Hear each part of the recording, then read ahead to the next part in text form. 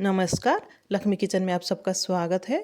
आज हम बनाएंगे तिल के लड्डू और ये मकर संक्रांति और जन्माष्टमी की स्पेशल रेसिपी है। और कभी कभार ऐसे भी बना लेते हैं। और ये तो हफ्ते में तो एक लड्डू ज़रूर खाना चाहिए क्योंकि ये सेहत के लिए बहुत ही फ़ायदेमंद होती है। तो चलो बनाते हैं तिल की लड्डू। और यहाँ पर हमने 1 कटोरी तिल लिए हैं, थोड़ी सी गुड़, थोड़ी सी पिस्ता बादाम, थोड़ी सी काजू और थोड़ी सी मूंगफली। अगर आप बाज़ार से खरीद कर तिल ला रहे हैं तो उसे अच्छी तरह से 1-2 बार धोकर सुखाकर फिर लड्डू बनाएं। और यहाँ पर जो काजू और मूंगफली को थोड़ी सी भून लेंगे। अगर आप यहाँ पर मूंगफली, काजू या पिस्ता बादाम नहीं डालना चाहते तो इसे स्किप भी कर सकते हो, सिर्फ तिल और गुड़ डालकर भी बना सकते हो। और यहाँ पर हम एक कढ़ाई लेंगे और कढ़ाई में मूंगफली और काजू को डालेंगे और थोड़ी देर भून लेंगे। काजू को थोड़ी सी भूनना है, मूंगफली को थोड़ी ज़्यादा टाइम भूनना है। और यहाँ पर जो काजू हमारा अच्छी तरह से भून कर तैयार हो चुकी है, इसे हल्का सा भूनना है। इसे एक प्लेट में निकाल लेंगे। अब मूंगफली को थोड़ी देर और भूनना है। मूंगफली को थोड़ी सी रोस्ट करके भूनेंगे ताकि इसका जो फ्लेवर अच्छा आए। अब यहाँ पर मूंगफली भी भून कर तैयार हो चुकी है। अब इसे भी एक प्लेट में निकाल लेंगे और फिर इसी कढ़ाई में ही तिल को भी भून लेंगे। जब भी आप तिल के लड्डू बनाएं तो तिल को थोड़ी देर ज़रूर भुनें, करीब 2 से 3 मिनट भूनें। और भून कर लड्डू बनाए तो उसका जो टेस्ट बहुत ही अच्छा आता है और दिखने भी बहुत ही अच्छी दिखती है। अब तिल को 2 से 3 मिनट तक इसे हाई मीडियम फ्लेम पर भूनेंगे। जब ये तिल अच्छी तरह से भून जाएगी, फिर इसे अपने आप चटकने की आवाज़ आएगी तो समझ लेना तिल अच्छी तरह से भून कर तैयार हुई है। अब यहाँ पर तिल भी हमारा भून कर तैयार हो चुकी है। अब इसे एक प्लेट में निकाल लेंगे। फिर यहाँ पर एक बर्तन लेंगे और इसमें 1 कप पानी लेंगे। थोड़ी सी पानी, ज़्यादा पानी नहीं लेना है।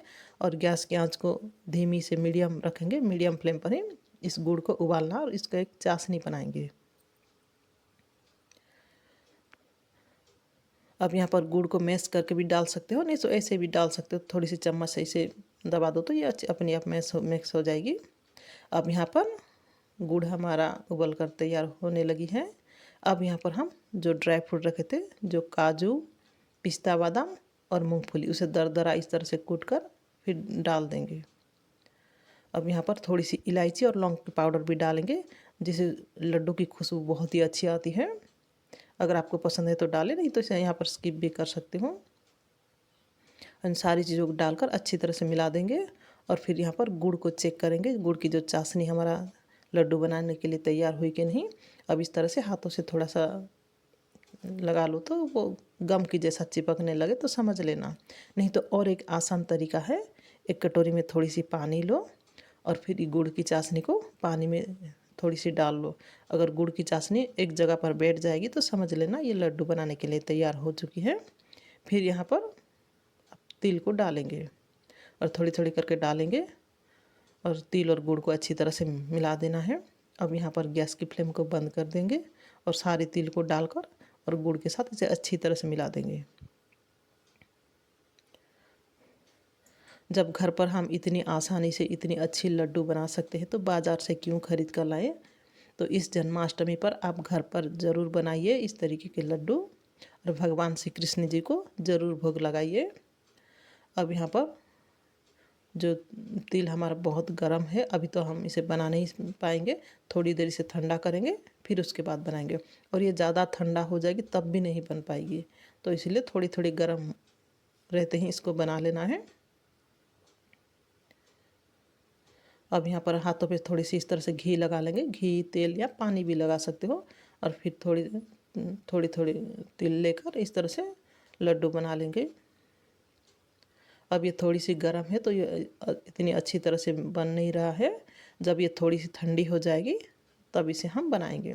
अगर आपके पास और कोई है तो उसकी मदद से भी आप 1 या 2 लोग होकर इसे लड्डू बना सकते हो। और जब ये ठंडी हो जाएगी तो नहीं तो थोड़ी देर और गर्म करके फिर भी बना सकते हो। अब इस तरह से हम लड्डू बना लेंगे, छोटे बड़े मिक्स करके बनाएंगे, छोटे साइज बड़े साइज भी बना लेंगे। तो फ्रेंड्स, हम यहाँ पर सारे लड्डू तिल के बना लिए हैं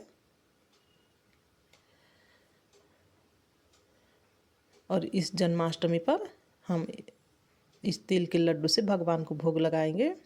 तो फ्रेंड्स, ये बन के रेडी हो गया हमारा तिल की लड्डू